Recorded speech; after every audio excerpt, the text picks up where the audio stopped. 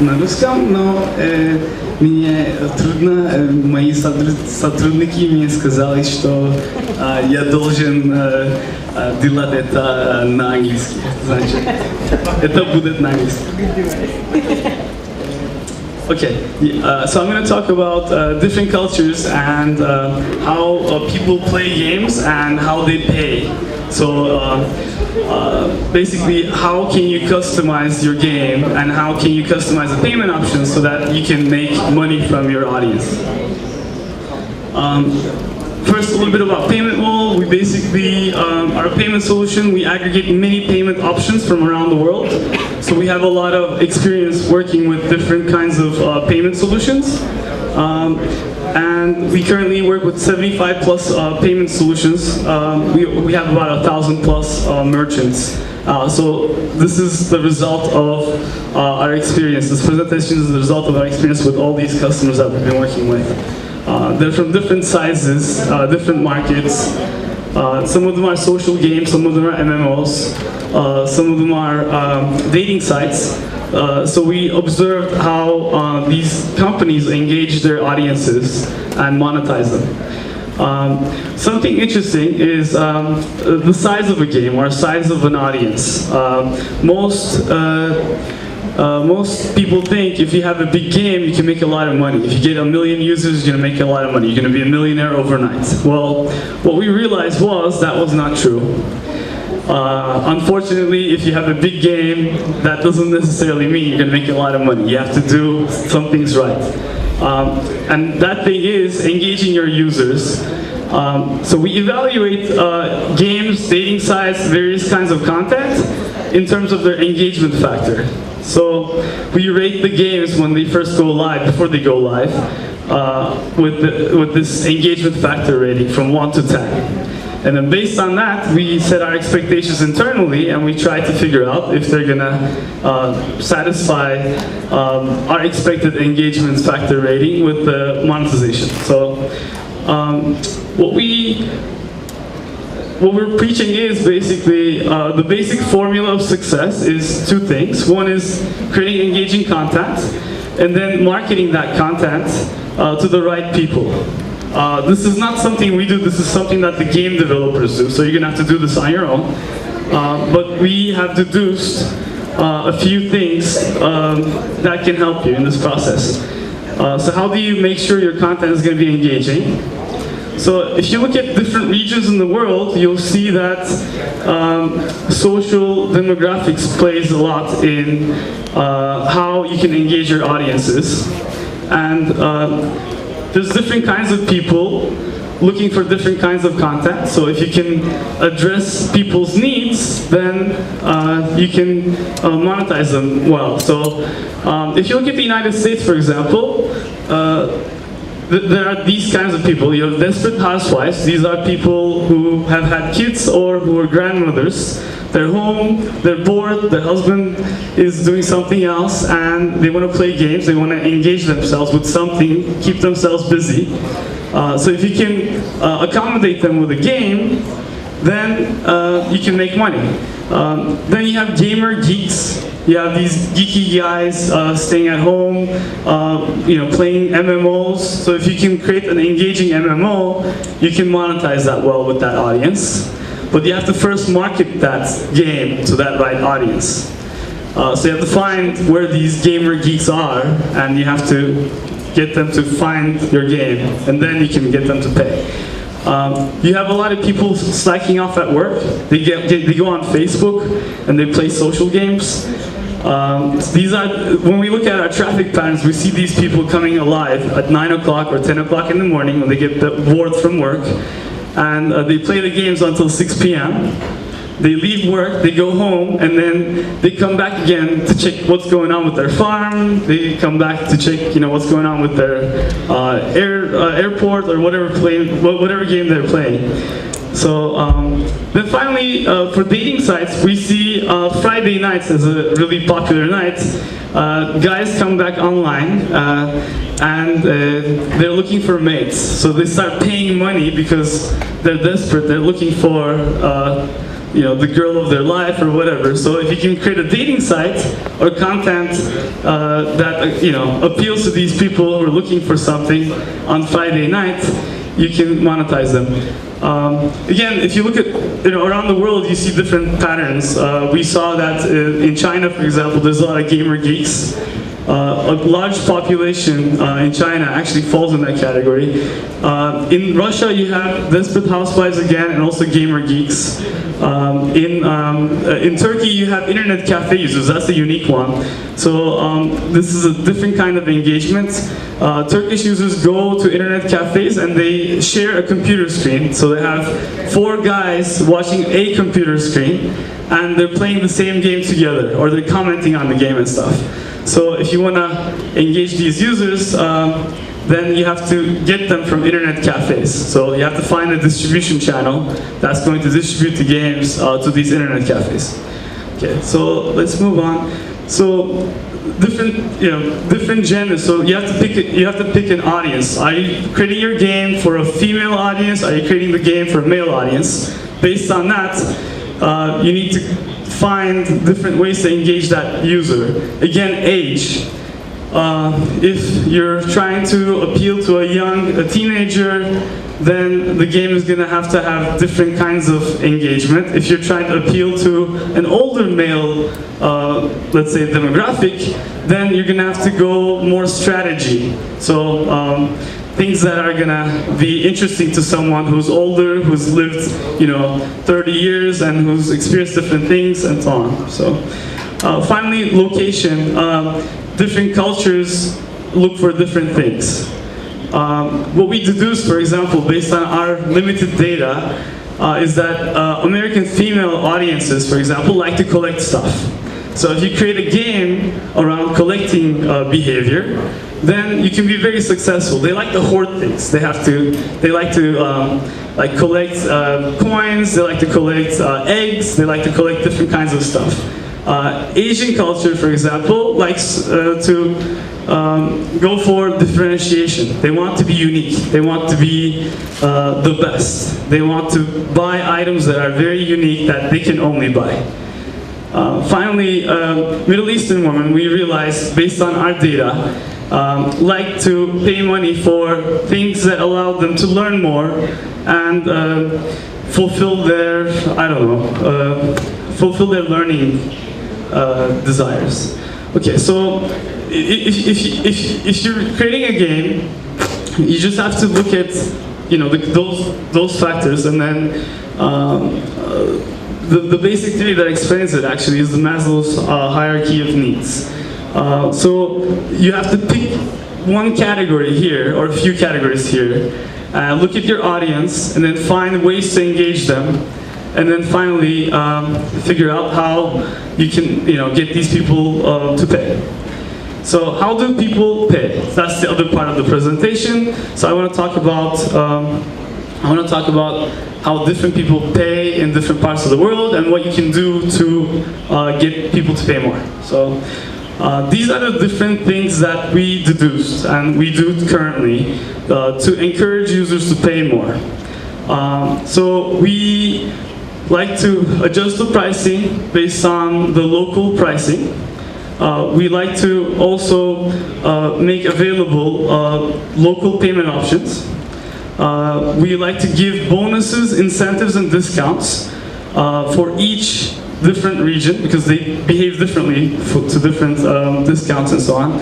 And then we like to create trust with the user base and make sure we provide good customer service, good usability, and support different languages that we need to support. So let's go into detail.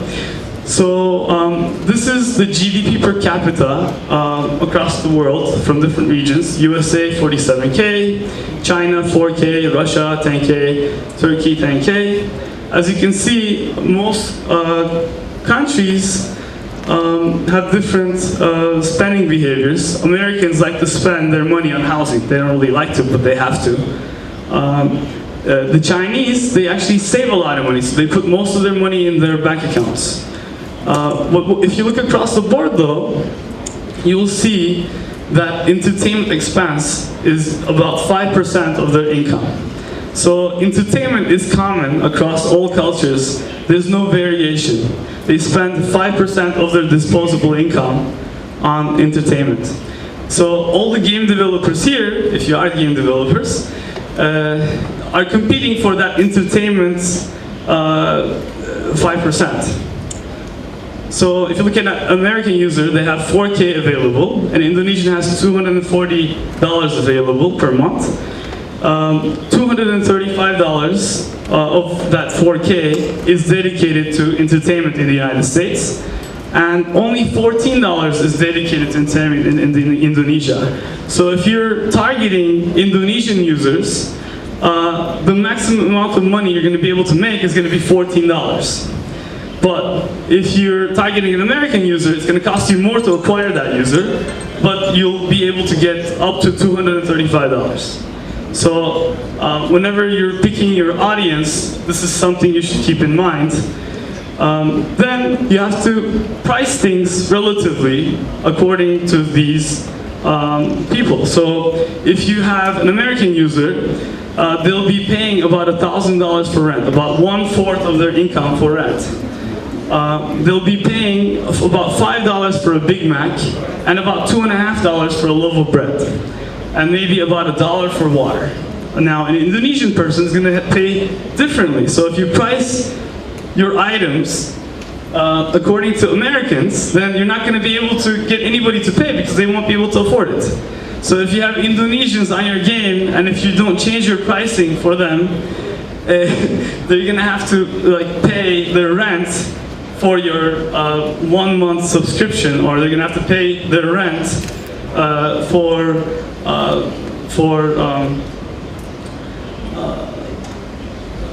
to play the game. So regional pricing. So big companies like McDonald's and so on are successful because they vary their pricing based on each region. Everybody knows about the Big Mac index. A Big Mac costs about $5 in the United States. It costs about $1 in China. In Ukraine, I think it used to cost less. It used to be about 8 hryvnias. Now I think it's more. I don't know what it is at right now, but it's probably more. $4. So it went up. So yeah, it changes over time also, of course. So this is a regional pricing example. So if you're pricing your goods at $10, and if you're getting people to pay on your game in the United States, then you have to charge about $3 in Russia, $3 in Turkey, $1 in India, and then $3 in Brazil, and $2 in China. Okay.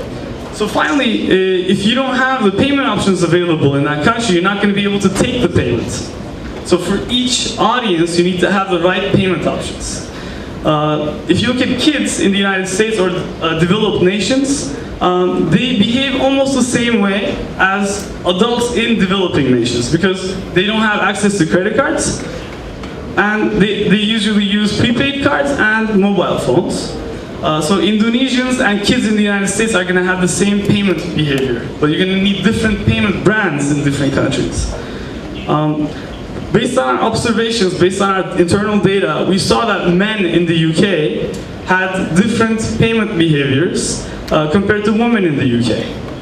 We saw that they prefer to use credit cards, number one, and number two, bank transfers. But female users in the UK don't like to use bank transfers. They find it too complicated or something to log on to the online banking and transfer money. Geeks in the US. So we observed Google checkouts demographic appeal. We saw that it's mostly a geeky payment option. I guess the way that Google spread this payment option was via geeky people in the United States. So male geeks usually prefer Google checkout. Visa, credit cards is another one, of course, because they trust paying with the credit card online. Then another observation we had, this was interesting, was women in Saudi Arabia. So we were able to get demographic data, and based on that, we saw that females always tended to pay with mobile phones in Saudi Arabia. So our interpretation is maybe they don't have access to the money in the family. The males keep the credit cards, the males keep the cash, the males keep the bank account. the females only have access to the mobile phones.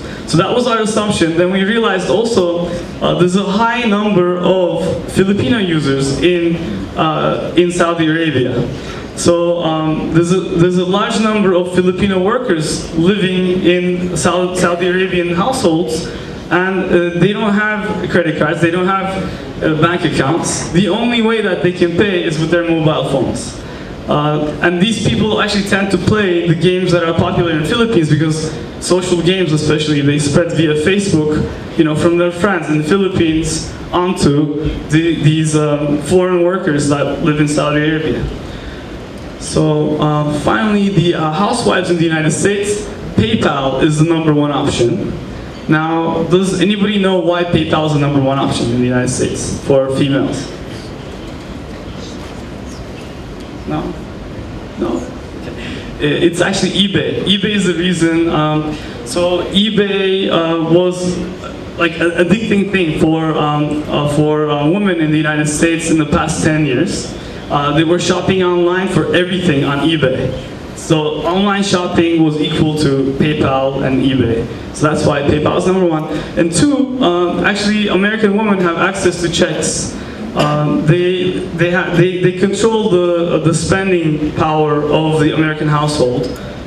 So you'll see actually at grocery stores, women standing in line and writing a check out to the grocery store, and everybody has to wait in line until they're done writing their check. So they replicate this payment behavior that's offline, also online. They're actually willing to use their bank details, their checks online. Okay. So these are other unique payment options. So if you're ever thinking about going to these markets, you have to consider these unique options that you may not have heard of. So I know that you've heard of the kiosks, the terminal machines in Russia or CIS countries. That's a unique option to this region actually. It's not prevalent anywhere else. Boleto Bancario, this is a Brazilian payment option. There's a lot of grocery stores and small snack shops, places you can go and buy small things in Brazil. It's almost every corner. And they have a really good banking system. So they developed this payment method that allows you to print out the voucher, and you can take this voucher, show it to the grocery store, they scan it, and you can just pay them cash. So then, the conversion happens, the users get the credits, and so on. Another option that's really interesting is airtime billing in the Philippines. So in Philippines, people use cash mainly, so it's really hard for them to make a payment because they either have to go get a prepaid card or they have to do a bank transfer. So the newest, most prevalent payment option is airtime billing. What they can do is they can transfer airtime from one phone to another as a payment. So I transfer the minutes that I have on Life or MTS or something like that onto another user, and that's a payment. And they can use this now online also to pay for virtual goods, subscriptions, and various other things. Prepaid cards in Southeast Asia. Our company, we have about 20 or so prepaid cards in Southeast Asia. That's the most common payment method. Basically, everybody goes to a grocery store or a 7-Eleven or somewhere local, like a small shop, and they get these prepaid cards, and that's what they pay with. In Europe, another interesting option is a direct debit. So direct debit is you provide your bank details. You have to really trust the websites to provide the bank details. I would never do it, for example, but in Europe, a lot of people do this, and what the banks do is they suck the money out of the bank account and they transfer it over to another company or a website or whatever. And it's a really interesting option that's common. So people have to be really advanced. They have to be very trusting to do this payment. For example, I don't really see Russians doing it. They won't trust this, giving away their bank details online. But Germans, for example, use this as one of the main payment options. Finally, another interesting one is offers. This is a new option that we have been working on for the past 3 years. Basically, we show ads to people. We tell them, hey, you can go and take this offer, and we will give you some credits in return for taking this CPA incentivized ad. They go onto this website, they subscribe to some service, or they do things that we tell them to do, and then in return we give them some credits. So this is a payment. That's not a payment. It's a subsidized payment. And this is common. So I don't know if you've heard of offers, but this is really popular in the United States. It generates about 10 to 15% of a game's revenue nowadays. And then in Southeast Asia, it can go up to 50% because they tend to want to save money. So let's move on.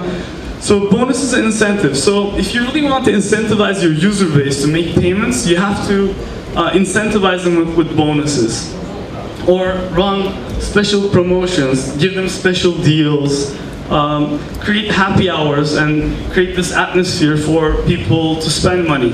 Now, a good example in the real world for this is, I don't know if you've ever been to the United States during Christmas time. You go to shops and they start playing these songs, these Christmas carols or Christmas songs that everybody knows, and all consumers start behaving like zombies and they start spending money. It kind of mesmerizes them into spending money. And if you can do that with your game, if you can create a community of people spending money, the behavior of spending becomes viral. A good company, a good example for this is Big Point. They run promotions on Thursday nights or Friday nights when people tend to go out. This way, they can bring a lot of users onto the game and have them spend money. And they don't want to miss out on this promotion because they're already addicted to the game. So they come onto the internet and start paying on Thursday nights or Friday nights or whenever they run these happy hours. If you want to optimize monetization again, you can try to provide some loyalty points or something to repeat users. Basically encourage people's repeat spending behavior. And then you can also optimize the commissions and the defaults. This is more like a UI kind of thing. So you want to default to the prices that people tend to pay more. So you look at the overall average within a game, see what price point they pay on average, let's say $20, and you just default to the $20 price point. This way you eliminate that step for them to think through and choose that price point. And then you see that people are paying 20, you can change the default to $25 and you can start encouraging them to pay 25 this time. It's a constant optimization based on your engagements in the game. You can also optimize the commissions. As everybody knows already, mobile payments have a really high commission rate. It's like about 50% on average across the whole world. So if the users pay $10, you lose about 5 in commissions and government taxes, this and that. So if you want to optimize for that, you can deprioritize in the UI from left to right the payment options that have these high commission rates. So that's another thing we do. Then you have to overlay on top of all these ideas the different cultures again. It makes it even more difficult. So, for example, if you promote a promotion to a Southeast Asian user, they may behave differently from a user in the United States. If you listen to Daria's presentation, she mentioned something similar about how Japanese people prefer to not get a lot of discounts, but they want to pay the premium price and feel unique about buying a virtual good. Well, that's exactly this over here.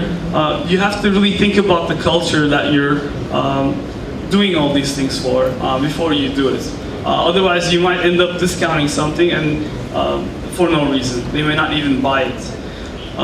Okay, this was the UI that we created based on all these observations and so on. Basically, we do a lot of different things here. First of all, we use the local language so people understand what they're seeing. Even if the game is not localized, the payments options should be localized, because when people are making a payment, they're actually engaging in commerce, and you have to speak their language.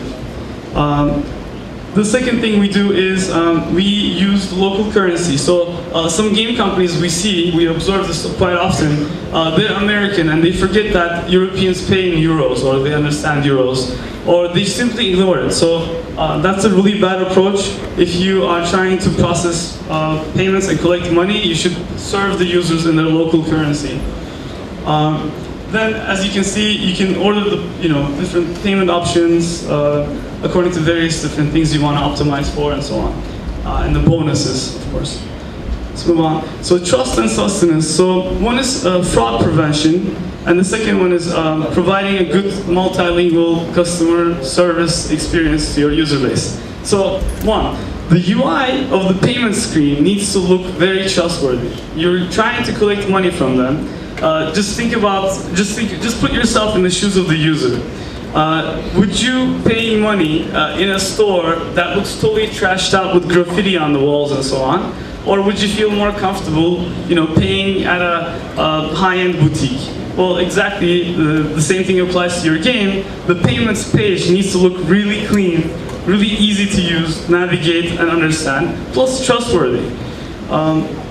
Not like Web 1.0 1999 style. It should be up to the standards of today. Then once the people pay, you have to provide them with customer support. So this is again something Daria mentioned earlier. You really have to have a community management team responding to customer inquiries, especially if they paid money. You really have to make sure that you handle them, you take care of them, you respond back to them on time. If the customers are paying, they're going to be more demanding, so you need to be able to respond back to those inquiries on time and in their language. Otherwise, how are they going to understand when you're talking to them, or how are you going to understand what they're complaining about? So this is probably the most important thing, to be able to keep your monetization at the same level. All these things that you do to optimize the price points, optimize the payment options and stuff, can fail just right here if you don't provide customer service. Usability. So this is a no-brainer, but unfortunately a lot of people forget about this. You're trying to make a payment and you have these 20 steps to be able to pay. And we see this a lot on MMO sites, we see this a lot on large company websites that have multiple games that you can download. They have this portal site with, 20 different steps before you can make a payment, and they're trying to optimize this with their teams and so on, but it really doesn't look right. The users just get lost in the process.